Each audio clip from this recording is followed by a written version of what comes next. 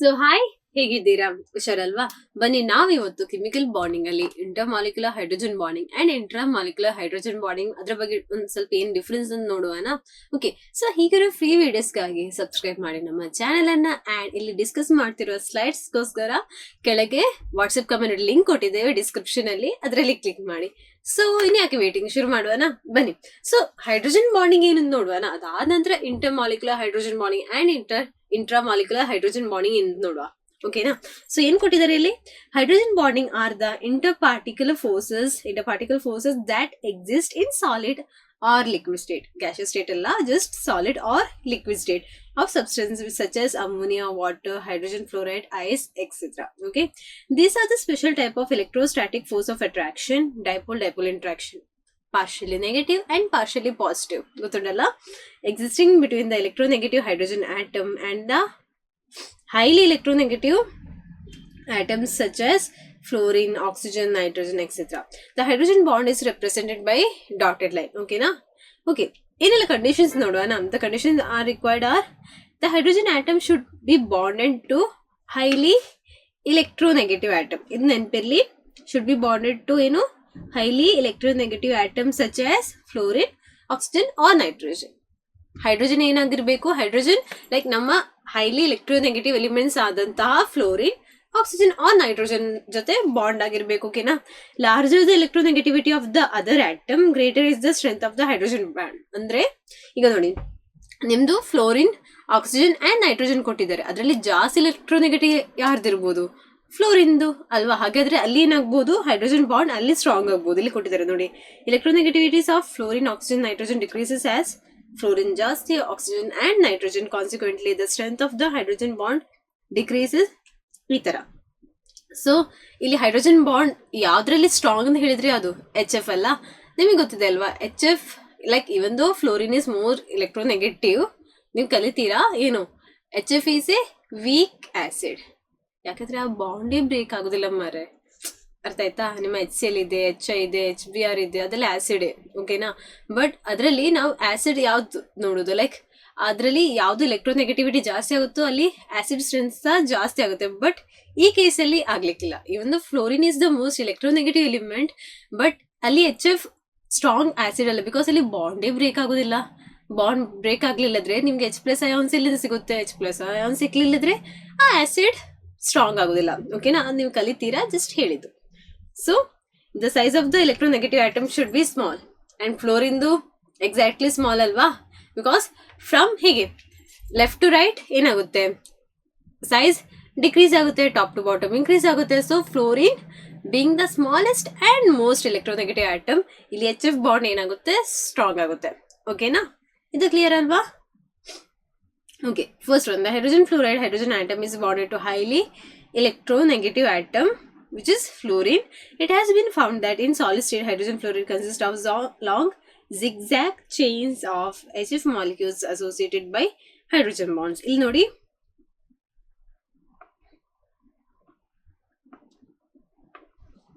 ಇಲ್ಲಿ ಬಾಂಡ್ ನಿಮಗೆ ಕಾಣಿಸ್ತಾ ಇದೆಯಾ? ಕಾಣಿಸ್ತಲ್ಲ? ಡಾಟೆಡ್ ಲೈನ್ ಅಲ್ಲಿ ರೆಪ್ರೆಸೆಂಟ್ ಮಾಡಿದ್ನು ಅದು ನೋಡ್ಬೇಕು, ಡಾಟೆಡ್ ಲೈನ್ ಅಲ್ಲಿ ರೆಪ್ರೆಸೆಂಟ್ ಮಾಡಿದ್ ನೀವು ನೋಡ್ಬೇಕು. ಅರ್ಥ ಆಯ್ತಾ? ಇದೇನು ಈ ಡಾಟೆಡ್ ಲೈನ್ ಅಲ್ಲಿ ರೆಪ್ರೆಸೆಂಟ್ ಮಾಡಿದ್ದು? ಇದು ಇಂಟರ್ಮಾಲಿಕ್ಯುಲರ್, ನಾವು ಕಲಿತೇವೆ, ಜಸ್ಟ್ ಹೇಳಿದ್ದು. ಓಕೆನಾ? ಅಂಡ್ ಇದು ಇಂಟ್ರಾಮಾಲಿಕ್ಯುಲರ್.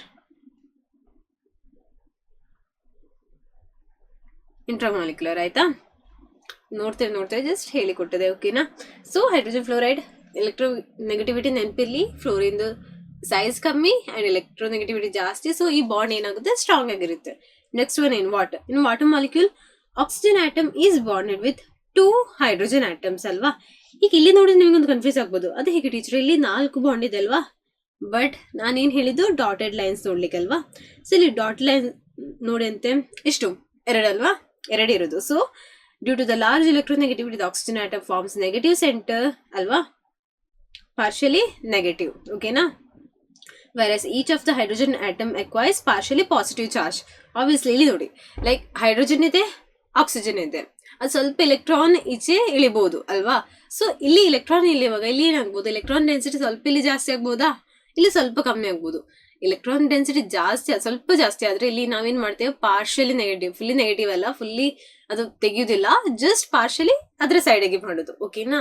ಹಾಗೆ ಇಲ್ಲಿ ಏನಾಗುತ್ತೆ ಪಾರ್ಷಿಯಲಿ ನೆಗೆಟಿವ್ ಚಾರ್ಜ್ ಆಕ್ಸಿಜನ್ ನ ಮೇಲೆ. ಓಕೆನಾ? ಸೊ ಇಲ್ಲಿ ಆಕ್ಸಿಜನ್ ಮೇಲೆ ಏನಾಗುತ್ತೆ ಪಾರ್ಷಿಯಲಿ ನೆಗೆಟಿವ್ ಚಾರ್ಜ್ ಅಂಡ್ ಇದ್ರ ಮೇಲೆ ಪಾರ್ಷಿಯಲಿ ಪಾಸಿಟಿವ್, ಇಲ್ಲಿ ಸೇಮ್ ಪಾರ್ಷಿಯಲಿ ಪಾಸಿಟಿವ್. ಹಾಗೆ ಏನಾಗ್ಬೋದು ಇಲ್ಲಿ ಪಾರ್ಷಿಯಲಿ ಪಾಸಿಟಿವ್ ಅಲ್ಲ, so same here partially positive, so partially positive. ಈಗ ಏನಾಗುತ್ತೆ ನಿಮಿಷ, ಇಲ್ಲಿ partially positive, partially positive, partially negative, partially positive and partially positive. ಕ್ಲಿಯರಾ?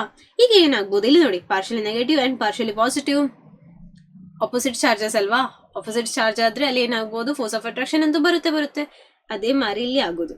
ಅರ್ಥ ಆಯ್ತಾ? ಸೊ ಇಲ್ಲಿ ಏನಾಗುತ್ತೆ ಒಂದು ಪಾರ್ಷಿಯಲಿ ಬಾಂಡ್ ಕ್ರಿಯೇಟ್ ಆಗುತ್ತೆ, ಅದೇ ಬಾಂಡ್ ಅಲ್ಲ ಮಾರಿದ್ದು ಅಲ್ವಾ. So each oxygen atom can form 2 hydrogen bonds as shown below. ನೆನಪಿರ್ಲಿ, ಇಂಪಾರ್ಟೆಂಟ್. ಓಕೆನಾ? ಅದಾದ ನಂತರ ammonia. In ammonia molecule nitrogen and electronegative atom is bonded to 3 hydrogen atoms. ಇಲ್ಲಿ ನೋಡಿ ಲೈಕ್ ಇನ್ನೂ ಸಹ ಇಲ್ಲಿ ಒಂದು ನೈಟ್ರೋಜನ್ ಇರ್ಬೋದು, ಸೇಮ್ ಅದೇ ತರ. ಓಕೆನಾ? ಸೊ ಇಲ್ಲಿ ಸಹ ಹೈಡ್ರೋಜನ್ ಹೈಡ್ರೋಜನ್ ಇದು ಹಾಗೆ ಕಂಟಿನ್ಯೂ ಆಗ್ತಾ ಹೋಗ್ಬೋದು. ಕ್ಲಿಯರಾ? The nitrogen atom forms in negative side of the molecule, whereas the each of the hydrogen atom acquires a partial positive charge. Same. More ಅಂದ್ರೆ ಈಗ ನೋಡಿ ಸೇಮ್ ಎಲೆಕ್ಟ್ರೋನೆಗೆಟಿವಿಟಿ, ಲೈಕ್ ಎಲೆಕ್ಟ್ರೋನೆಗೆಟಿವ್ ಇರೋ 2 element molecule ಆದ್ರೆ suppose ಅನ್ಕೊಳ್ಳಿ ನಿಮ್ಮಲ್ಲಿ oxygen ಇದೆ, 2 same electronegativity ಅಲ್ವಾ, ಅದರಲ್ಲಿ ಏನಾದ್ರೂ ಚೇಂಜಸ್ ಇದೆ, ಡಿಫ್ರೆನ್ಸ್ ಇದೆ? ಇಲ್ಲ. ಹಾಗಾದ್ರೆ ಇಲ್ಲಿ ಪಾರ್ಷಿಯಲ್ ನೆಗೆಟಿವ್ಸ್ ಬರ್ಲಿಕ್ಕಿಲ್ಲ, ಇಲ್ಲಿ ಪಾರ್ಷಿಯಲ್ ಪಾಸಿಟಿವ್ಸ್ ಬರ್ಲಿಕ್ಕಿಲ್ಲ. ಓಕೆನಾ? ಬಟ್ ಅದೇ ರೀತಿಯಲ್ಲಿ ಈಗ ಸಪೋಸ್ ನೋಡಿ, ಈಗ ನೀವು HF ಮಾಡ್ತೀರಾ. ಓಕೆನಾ? ಇಲ್ಲಿ ಏನಾಗುತ್ತೆ ತುಂಬಾ ಎಲೆಕ್ಟ್ರೋನೆಗೆಟಿವ್ ಎಲಿಮೆಂಟ್ ಅಲ್ವಾ, ಸೊ ಹಾಗಾದ್ರೆ ಇಲ್ಲಿ ಏನಾಗ್ಬೋದು ಪಾರ್ಷಿಯಲಿ ನೆಗೆಟಿವ್ ಚಾರ್ಜ್ ಬರ್ಬೋದು. ಫ್ಲೋರಿನ್ ಅಂತೂ ಹಾಗೆ ಮಾರ್ರಿ, ಅದಕ್ಕೆ ಎಷ್ಟು ಕೊಟ್ಟರು ಸಾಕಾಗ್ಲಿಕ್ಕಿಲ್ಲ. ಒಂದು ಬಾಂಡ್ ಫುಲ್ ಆದ್ರೂ ಅದಕ್ಕೆ ಆ ಒಂದು ಅದರ ಒಂದು ಪವರ್ ಅದು ತೋರಿಸ್ತದೆ. ಇವನ್ ಬಿಕಾಸ್ ಏನು ಒಂದು ಸ್ಮಾಲ್ ಸೈಜ್ ಸ್ಮಾಲ್ ಆಗೋ ಏನಾಗುತ್ತೆ ಅಲ್ಲಿ nuclear charge increase, effective nuclear charge ಏನಾಗುತ್ತೆ ಇಂಕ್ರೀಸ್ ಆಗುತ್ತೆ ಅಲ್ವಾ. ಸೈಜ್ ದೊಡ್ಡದಾದ್ರೆ ಅಲ್ಲಿ ಏನ್ ಬರುತ್ತೆ, ಶೆಲ್ಸ್ ಬರುತ್ತೆ, ಸಬ್ ಶೆಲ್ಸ್ ಬರುತ್ತೆ. ಸೊ ಎಂತ ನ್ಯೂಕ್ಲಿಯಸ್ ಇಂದ ಲಾಸ್ಟ್ ಶೆಲ್ ತನಕ ಇರುವ ಆ ಒಂದು ಡಿಸ್ಟೆನ್ಸ್ ಜಾಸ್ತಿ ಆಗುವಾಗ ಇಂಟರ್ಮಾಲಿಕ್ಯುಲರ್ ಲೈಕ್ ಇದೆಂತ ನ್ಯೂಕ್ಲಿಯರ್ ಚಾರ್ಜ್ ಏನಾಗುತ್ತೆ ಕಮ್ಮಿ ಆಗುತ್ತೆ. ಅದೇ ಸ್ಮಾಲ್ ಸೈಜ್ ಆದ್ರೆ ಅಲ್ಲಿ ಶೆಲ್ಸ್ ಕಮ್ಮಿ ಅಲ್ವಾ, ಸೇಮ್. ಸೊ ಹಾಗೆ ಏನಾಗ್ಬೋದು ಇಲ್ಲಿ ಪಾರ್ಷಿಯಲಿ ನೆಗೆಟಿವ್ ಅಂಡ್ ಇಲ್ಲಿ ಏನ್ ಬರುತ್ತೆ ಪಾರ್ಷಿಯಲಿ ಪಾಸಿಟಿವ್ ಬರುತ್ತೆ ಅಲ್ವಾ. ಕ್ಲಿಯರಾ? The nitrogen atom forms a negative side of the molecule, whereas the each 3 hydrogen atoms acquires a partial positive charge. The ammonia molecules are associated by hydrogen bonds as shown below. Okay na? ಇದರಲ್ಲಿ doubt ಇಲ್ಲಲ್ಲ. Next ಹೋಗೋಣ. What are the influence of hydrogen bonding on the properties. ಇದು ನೆನಪಿರ್ಬೇಕು. The hydrogen bonds link up the molecules of the same substance to form larger aggregates. This is called the association of molecules. ಅಂದ್ರೆ suppose ಅನ್ಕೊಳ್ಳಿ, ಈಗ ನೀವು ಒಂದು experiment ಮಾಡ್ಬೋದು. ನಿಮ್ಗೆ just ಆ ತೀರೆ ಎಲ್ಲ ಜಸ್ಟ್ ಒಂದು ನಿಮ್ಮ ಆ ಒಂದು ಅರ್ಥ ಆಗ್ಲಿಕ್ಕೆ. ಓಕೆನಾ? ಸೊ 2 ವಾಟರ್ ಡ್ರಾಪ್ಲೆಟ್ಸ್ ಇದೆ, ಸ್ವಲ್ಪ ಸ್ವಲ್ಪ ಹತ್ತಿರ ಬಂದ್ರೆ ಅಲ್ಲಿ ಏನಾಗ್ಬೋದು ಫೋರ್ಸ್ ಆಫ್ ಅಟ್ರಾಕ್ಷನ್ ಬಂದು ಅದು ಒಂದಾಗಿ ವಾಟರ್ ಡ್ರಾಪ್ಲೆಟ್ ಆಗುತ್ತೆ ಅಲ್ವಾ. ಸೊ ಸೇಮ್ ಅದೇ ತರ ಜಸ್ಟ್ ಇಲ್ಲಿ ಸೇಮ್ ಆ ಒಂದು ಇಮ್ಯಾಜಿನೇಷನ್ ಇಲ್ಲಿ ಹಾಕಿ. ಓಕೆನಾ? ಸೊ ಇಲ್ಲಿ ಸ್ವಲ್ಪ ಪಾರ್ಷಿಯಲ್ ನೆಗೆಟಿವ್ ಇದೆ, ಇಲ್ಲಿ ಸ್ವಲ್ಪ ಪಾರ್ಷಿಯಲ್ ಪಾಸಿಟಿವ್ ಇದೆ. ಸೊ ಅದು ಏನಾಗುತ್ತೆ ಅಲ್ಲಿ ಒಂದು ಬಾಂಡ್ ಕ್ರಿಯೇಟ್ ಆಗುತ್ತೆ. ಸೇಮ್ ಅದೇ ರೀತಿ ಬೇರೆ ಒಂದು ಇಲ್ಲಿ ಹಾಗಾದ್ರೆ ಇಲ್ಲಿ ಪಾರ್ಷಿಯಲ್ ನೆಗೆಟಿವ್ ಇರ್ಬೋದು, ಬೇರೆ ಒಂದಕ್ಕೆ ಪಾರ್ಷಿಯಲ್ ಪಾಸಿಟಿವ್ ಇರ್ಬೋದು. ಅದು ಸ್ವಲ್ಪ ಏನಾಗುತ್ತೆ ಲಿಂಕ್ ಆಗುತ್ತೆ. ಅರ್ಥ ಆಯ್ತಾ? ಸೊ ಇಲ್ಲಿ ನೋಡಿ, HF molecules are associated with one another by hydrogen bonds ಅಲ್ವಾ. The formula of the hydrogen fluoride can be written as HF, and where the N depends upon the physical state of the compound. Okay. Melting and boiling point, ಅದರಲ್ಲಿ ಸಹ difference ಬರ್ಬೋದು.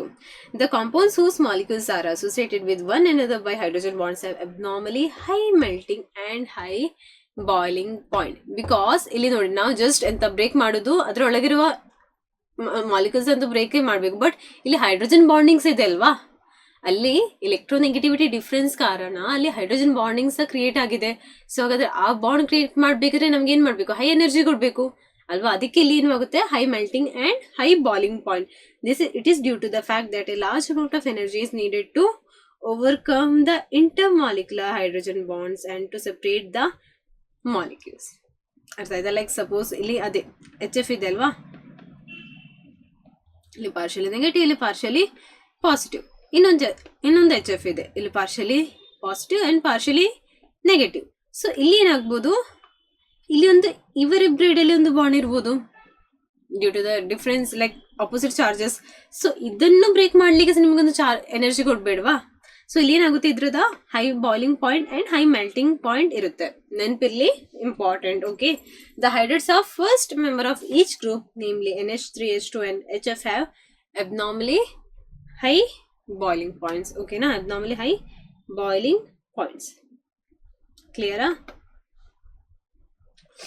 In solubility, compounds whose molecules can form hydrogen bonds with water molecules are soluble in water. Lower alcohols are soluble in water because their molecules can form hydrogen bonds with water molecules. Okay, the solubility of sugar, honey, etc. in water is also attributed to the ability of their molecules to form hydrogen bonds with water molecules. ಆದ ಕಾರಣದಿಂದ ಅದೇನಾಗುತ್ತೆ, soluble ಆಗುತ್ತೆ.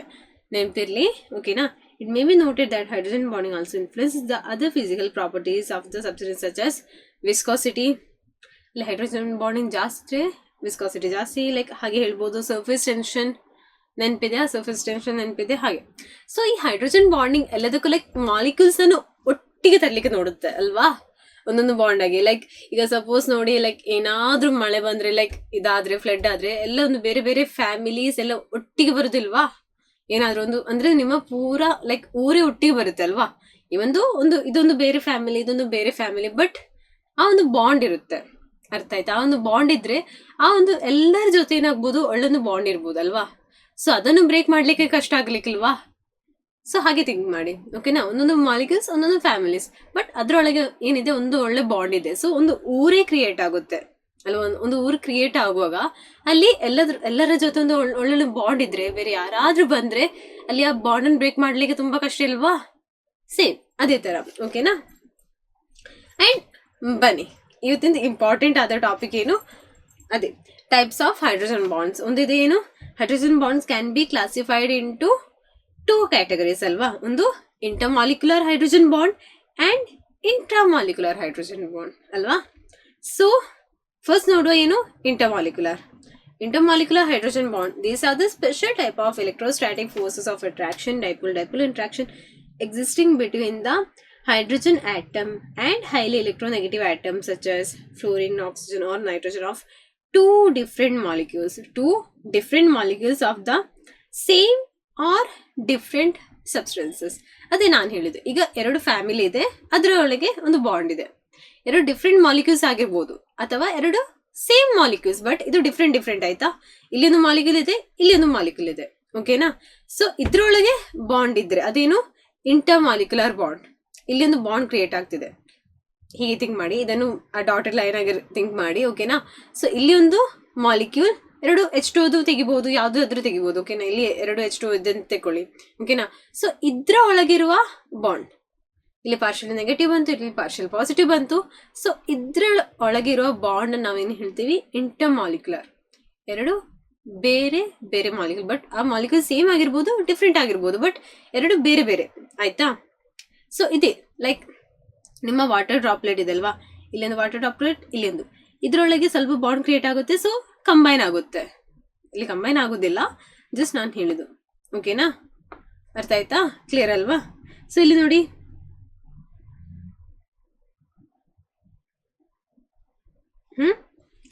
Hydrogen bond between the molecules of hydrogen fluoride ಅಲ್ವಾ. ಇಲ್ಲಿ HF, ಅದೇ ನಾನು ಹೇಳಿದ್ದು HF ಅಲ್ಲಿ ಇಲ್ಲಿ ಪಾರ್ಷಿಯಲಿ ನೆಗೆಟಿವ್, ಇಲ್ಲಿ ಪಾರ್ಷಿಯಲಿ ಪಾಸಿಟಿವ್, ಇಲ್ಲಿ ಒಂದು ಬಾಂಡ್ ಕ್ರಿಯೇಟ್ ಆಗೋದು. ಓಕೆನಾ? Hydrogen bond between alcohol and water molecules ಹಾಗೆ ಸಹ ತೆಗಿಬಹುದು. ಹಾಗಾದ್ರೆ ಅಲ್ಲಿ ನೋಡಿ, ಇಲ್ಲಿ ಇದೇನು, ಸೇಮ್ ಮಾಲಿಕ್ಯೂಲ್ ಅಲ್ವಾ.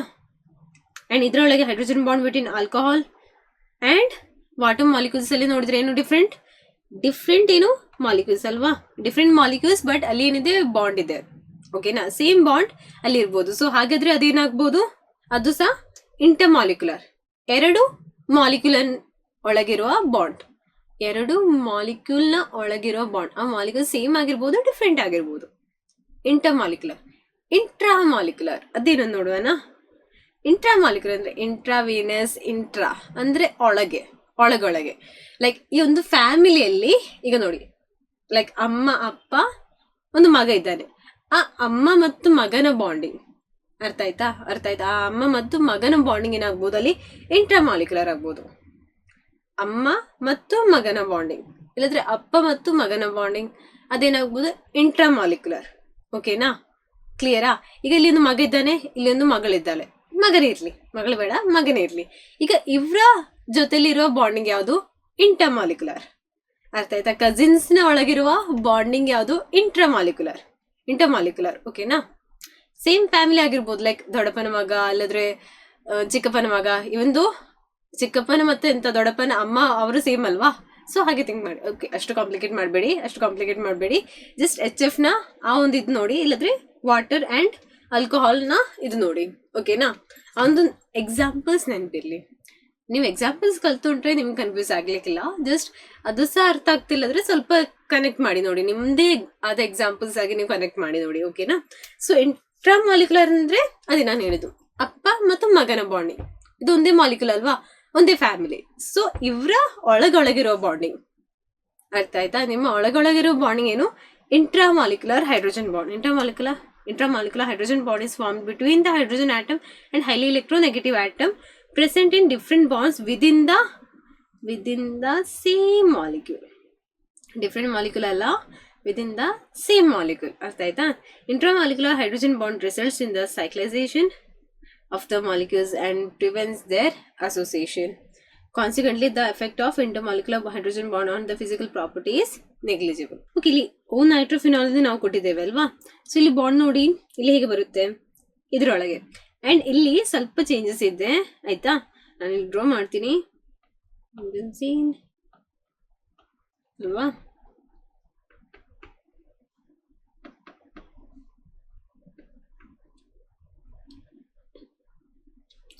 ಅಂಡ್ ಇಲ್ಲಿ ಬಾಂಡ್ ಬರಬೇಕು. ಅರ್ಥ ಆಯ್ತಾ? ಇಲ್ಲಿ ಆ ಡಾಟೆಡ್ ಲೈನ್ಸ್ ಅಲ್ಲ, ಇಲ್ಲಿ ಹೀಗೆ ಬಾಂಡ್ ಬರಬೇಕು. ಅಂಡ್ ಆರ್ಥೋದಲ್ಲಿ ನಮ್ಮ ನೈಟ್ರೋ ಗ್ರೂಪ್.